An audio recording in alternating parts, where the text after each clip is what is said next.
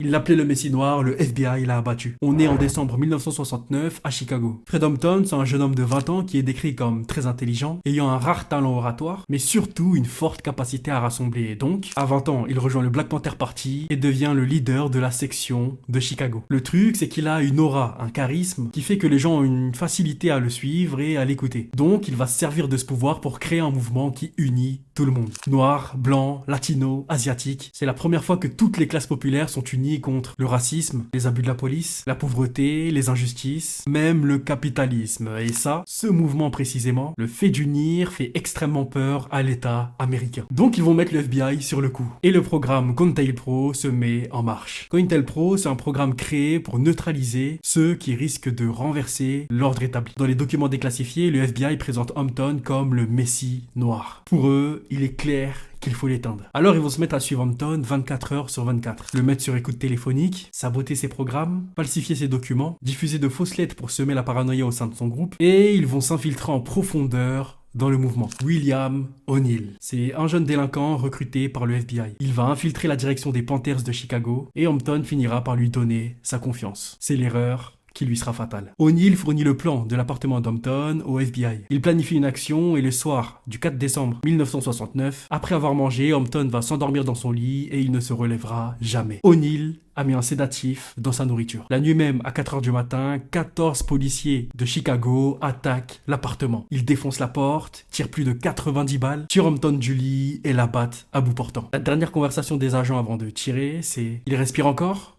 Alors finissons le travail ».